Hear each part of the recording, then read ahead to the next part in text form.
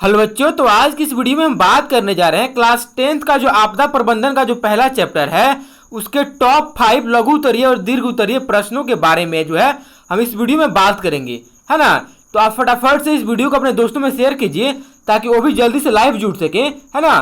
फटाफट से शेयर कीजिए और चैनल पर पहली बार आए हो तो चैनल को सब्सक्राइब जरूर से कर लीजिए और इस वीडियो को फटाफट से लाइक कर दीजिए, है ना। और ज़्यादा से ज़्यादा अपने दोस्तों में शेयर कीजिए, इस वीडियो को फटाफट शेयर कीजिए। आइए शुरू करते हैं आज की इस क्लास को।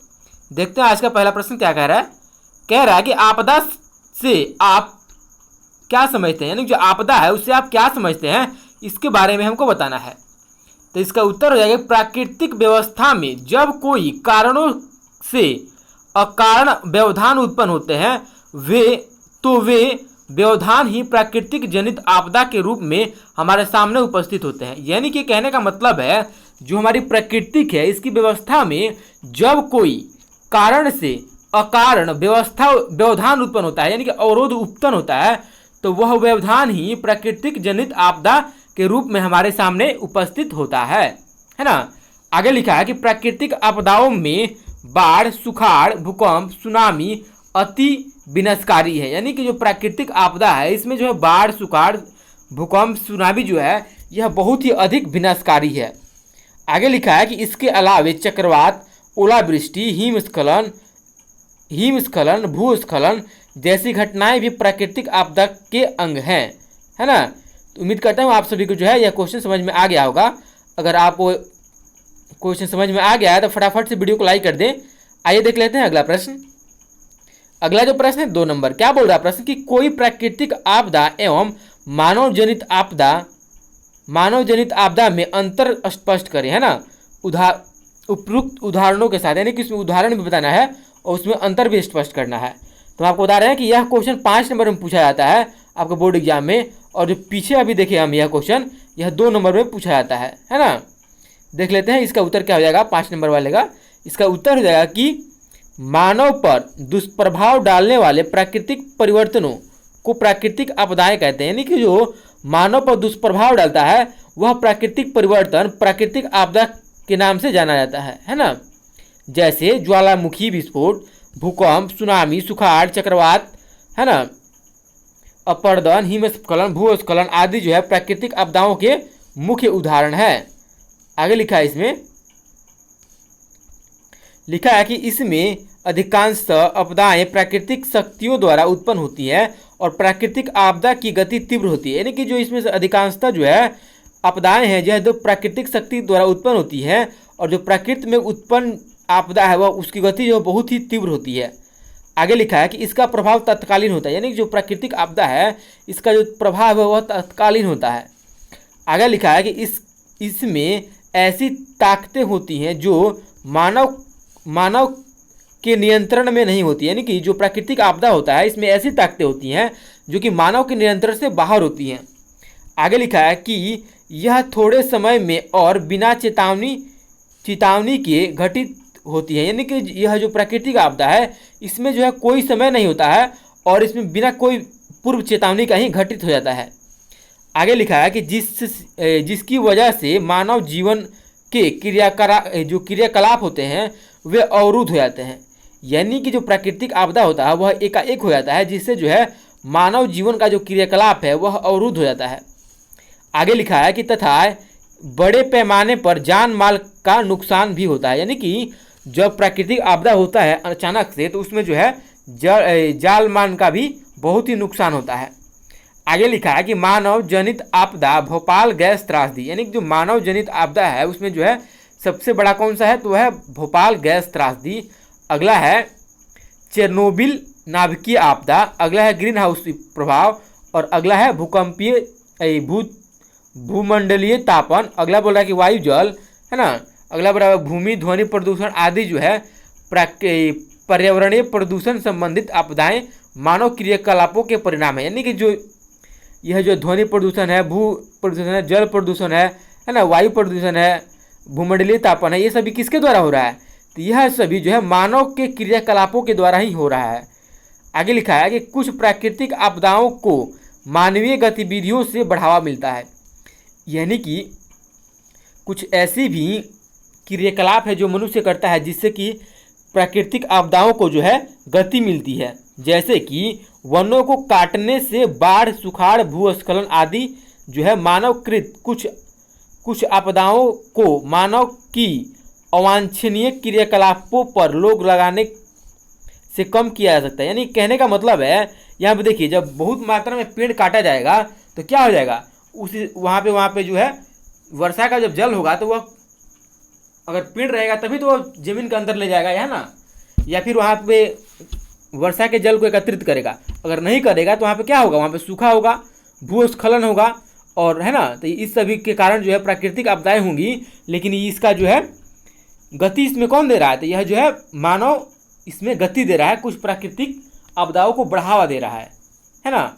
और इसको कैसे रोका जा सकता है, तो इसको रोका जा सकता है अवांछनीय क्रियाकलापों पर रोक लगा के। यानी कि जो है हम किसी भी चीज़ का जो है विवेकपूर्ण उपयोग करें, तब जो है उसको सीमित मात्रा में उपयोग करें, तभी तो वह बचा रहेगा, है ना। आगे लिखा है कि लेकिन प्राकृतिक आपदाओं पर रोक लगाना असंभव है। यानी कि जो मानव द्वारा जो आपदा घटित किया जा रहा है या फिर कोई गलती किया जा रहा है, जैसे कि पर्यावरण में या फिर हमारे पृथ्वी को उससे नुकसान होने वाला है, तो उसको हम कंट्रोल कर सकते हैं। लेकिन जो है प्राकृतिक आपदाएं हैं उनको हम कभी भी कंट्रोल नहीं कर सकते हैं, है ना। तो उम्मीद करता हूँ आप सभी को यह जो है 2 नंबर क्वेश्चन जो है समझ में आ गया होगा। यह जो है लघु उत्तरीय का नहीं बल्कि यह दीर्घ उत्तरीय का प्रश्न है, तो इसको जरूर से आप याद कर लीजिएगा एक बार 2 बार, है ना। अगर आप इसका PDF लेना चाहते हैं फ्री में, तो आपको नीचे डिस्क्रिप्शन में हमारे व्हाट्सएप ग्रुप का और टेलीग्राम ग्रुप का नीचे डिस्क्रिप्शन में लिंक मिलेगा, वहाँ पे आप जाके हमारे व्हाट्सएप ग्रुप से या फिर टेलीग्राम ग्रुप से ज्वाइन हो जाएं, वहाँ पे आपको इसका फ्री PDF मिल जाएगा, है ना। आइए बढ़ते हैं अगले प्रश्न की तरफ। अगला जो प्रश्न है 3 नंबर, क्या बोल रहा है कि सुखाड़ किसे कहते हैं, यानी कि सुखाड़ है उसकी परिभाषा देनी है हमें। तो इसका उत्तर हो जाएगा कि जब औसत वार्षिक वर्षा की मात्रा 25% से अधिक की कमी आ जाती है तो उसे सुखाड़ कहते हैं। यानी कि औसत मान लीजिए कि किसी वर्ष जो है 100 लीटर मान लीजिए वर्षा हुआ, है ना। अगर इसमें जो 25% की कमी आती है, यानी कि 75 लीटर ही बारिश हो रहा है, यहाँ पे सपोज डेट माने हुए है ना, 100 लीटर बारिश नहीं होता, बहुत अधिक होता है, यहाँ पे माने हुए आपको बताने के लिए। और मान लीजिए कि 25% की अधिक कमी आ रही है, यानी कि मान लीजिए कि यहाँ पे 75% ही बारिश हो रहा है, यानी कि 75 लीटर ही बारिश हो रहा है एक साल में, तो इसको क्या कहेंगे, तो इसको हम सुखाड़ कहेंगे, है ना। वही यहाँ पे लिखा हुआ है कि जब औसत वार्षिक वर्षा की मात्रा 25% से अधिक में कमी आ जाती है तो उसे क्या कहते हैं, उसे हम सुखाड़ कहते हैं, है ना। आइए देखते हैं अगला प्रश्न। अगला प्रश्न है 7 नंबर, क्या बोल रहा है प्रश्न, कह रहा है कि कोई भी प्रबंधन कार्य कब तक सफल नहीं हो सकता। यहाँ पे देखिए, हम आपको यहाँ पे 2 नंबर क्वेश्चन के बाद आपको यहाँ पे 6 नंबर क्वेश्चन करा रहे हैं। इसको आप नंबरिंग पर ध्यान मत दीजिएगा, यहाँ पे टाइपिंग मिस्टेक है ना, या फिर ये जो इसका जो 3 नंबर 4 नंबर 5 नंबर क्वेश्चन होगा वो अच्छा क्वेश्चन नहीं होगा, इसलिए हम यहाँ पे नहीं शामिल किए हुए हैं। यहाँ पे आपको जितना भी क्वेश्चन शामिल करके और बता रहे हैं आपको, ये जितने भी क्वेश्चन है बहुत ही अच्छे लेवल के क्वेश्चन है और आपके बोर्ड एग्जाम में पूछे जाते हैं, इसलिए हम आपको यहाँ पे अच्छे लेवल के क्वेश्चन करा रहे हैं। यानी कि आप कम पढ़े लेकिन आपका जो नंबर है वो अच्छा है ना, तो आप यहाँ पे ध्यान मत दीजिएगा नंबरिंग पे। आइए देखते हैं अगला प्रश्न। अगला प्रश्न है 7 नंबर, क्या बोल रहा है कि कोई भी प्रबंधन कार्य कब तक सफल नहीं हो सकता। तो इसका उत्तर हो जाएगा कि कोई भी प्रबंधन कार्य तब तक सफल नहीं हो सकता जब तक कि उसमें आम लोगों की सहभागिता नहीं होती है। यानी कि मान लीजिए कि आपके एरिया में बाढ़ आया हुआ है और NDRF की टीम आई हुई है आपको भोजन देने के लिए या फिर आपको बचाने के लिए, तो अकेले कितना काम करेंगे लोग, और जो स्थानीय लोग हैं वहाँ पे नहीं बताएंगे कि वहाँ पे लोग फंसे हुए हैं, तब तक वे ढूंढते रह जाएंगे और बहुत सारे लोग जो है डूब के मर भी सकते हैं, है ना। तो इस स्थिति में जो है स्थानीय लोगों की जो है यानी कि आम लोगों की उसमें सहभागिता बहुत ही जरूरी होती है ना, तभी भी किसी भी कार्य को सफल किया जा सकता है, कोई भी प्रबंधन कार्य, है ना। तो उम्मीद करता हूँ आप सभी को ये समझ में आ गया होगा। आइए देखते हैं अगला प्रश्न। अगला प्रश्न बहुत ही इंपॉर्टेंट है और 8 नंबर प्रश्न है, क्या बोल रहा है कि 1984 भोपाल स्थित यूनियन कार्बोनेट के कारखाने में रिसने वाली किस गैस के कारण जो है भयंकर दुर्घटना हुई थी। यानी कि जो 1984 ईस्वी में भोपाल त्रासदी कांड हुआ था वह किस गैस के रिसाव के कारण हुआ था। तो इसका उत्तर क्या होगा बताइए। इसका उत्तर रहेगा 1984 ईस्वी में भोपाल स्थित यूनियन कार्बोनेट के कारखाने में रिसने वाली मिथाइल आइसोसाइनेट यानी कि MIC, है ना, गैस के निकलने से भयंकर दुर्घटना हुई थी। यानी कि जो MIC नामक गैस है, मिथाइल आइसोसाइनेट, इसी के रिसाव के कारण जो है बहुत सारे लोग जो है निर्दोष लोग मारे गए थे वहाँ पे फैक्ट्री में, है ना।